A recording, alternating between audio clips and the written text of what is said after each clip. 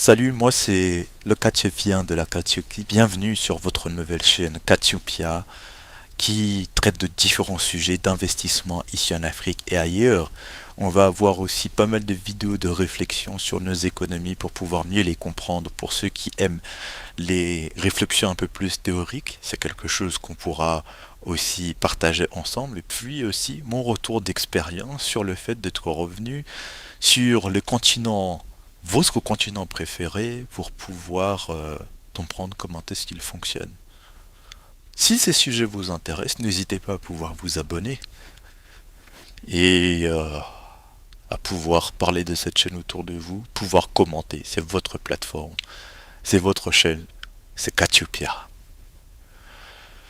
Ici, je souhaiterais parler au sujet de finances personnelles. Finances personnelles. Il y a des personnes qui gagnent énormément d'argent, mais à la fin du mois qui sont toujours en découvert. Il y a un problème.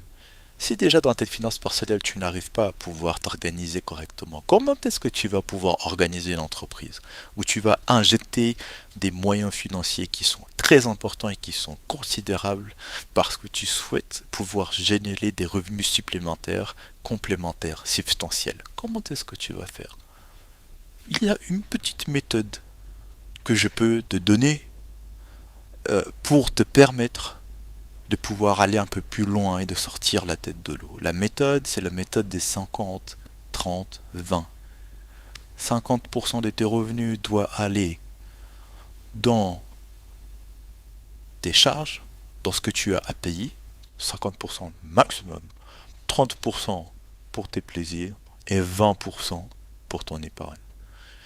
Mais s'il y a moyen, j'aurais fait la chose un peu autrement.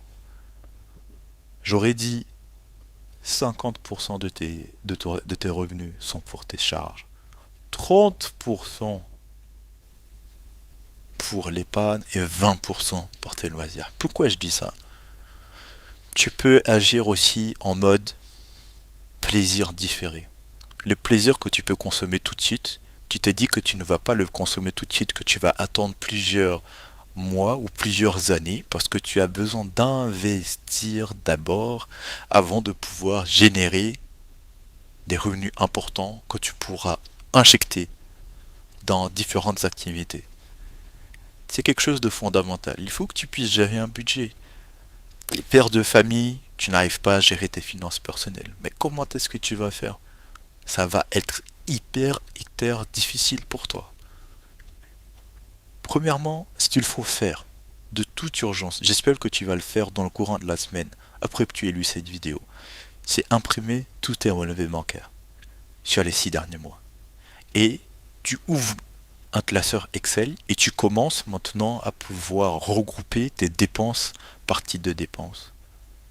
Sortie, loyer, charges liées à la maison, nourriture, et ainsi de suite, ainsi de suite, et ainsi de suite. Ça te permettra au fil des mois de pouvoir voir là où ton argent part et quelles sont les lignes de dépenses que tu peux supprimer.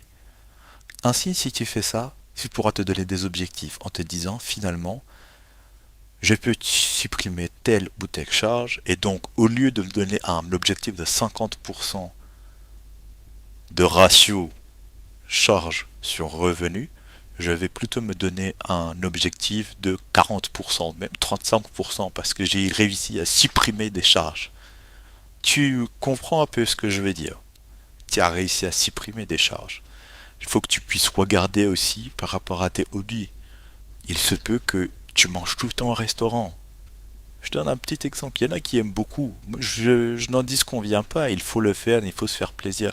Mais quand même, il y a un moment donné où tu peux faire des économies, investir cet argent pour te permettre de pouvoir augmenter de façon progressive ton rythme de vie, ton lifestyle. Tu vois un peu ce que je veux dire? Donc, c'est ce qu'il faut faire en premier. Et puis ensuite, tu dois mettre un mode de gestion. Le premier, ce que moi je recommande, c'est de pouvoir ouvrir déjà plusieurs comptes. Tu ouvres plusieurs comptes. Tu as un compte salaire, où ton salaire tombe, et ensuite tu fais un virement dans un autre compte où tu vas gérer tes charges. Tu vires 50% de façon automatique chaque mois. Et tes charges sont prélevées dans un autre compte. Et ça te permettra de pouvoir effectuer un suivi qui soit serré, un pilotage de tes charges qui puisse être le plus adéquat possible. Tu as un autre compte pour ton épargne. J'ai parlé de 20%, mais si tu peux augmenter à 30%, vas-y, franchement, fais-le.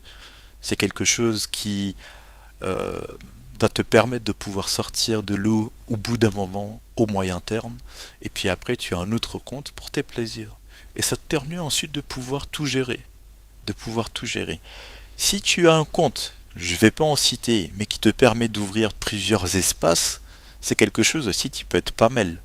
Tu as tout qui tombe dans un même compte, dans une même banque, et dans cette banque, tu as plusieurs espaces que tu peux créer, à savoir tes charges, comme je le disais tout à l'heure, à savoir tes oldies et à savoir ton épargne.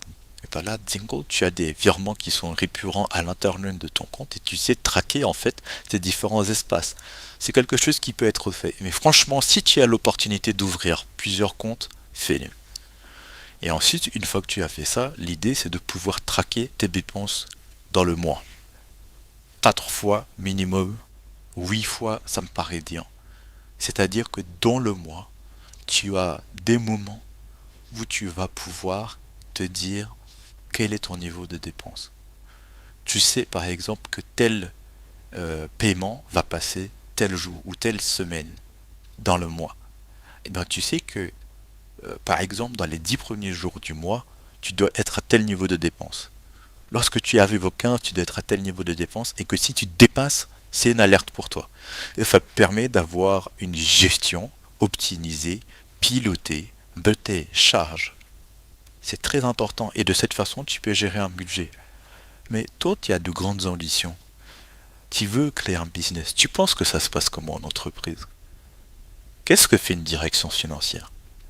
Mais c'est ce qu'elle fait. Tu pilotes ton chiffre d'affaires, mais tu pilotes tes charges aussi.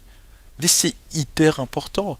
Et donc, comme je le disais, si tu ne sais pas le faire avec tes finances personnelles, je doute que tu puisses le faire dans ton entreprise, dans tes entreprises. Et la plupart du temps, c'est ce qui manque aux gens. Ils ont le bon produit, ils ont les bonnes idées, ils ont le bon niveau d'exécution, mais la gestion financière pose problème. Et là, c'est vraiment très problématique. Voilà, j'espère que cette vidéo vous aura plu. Moi, c'est le Cassiopien de la Cassio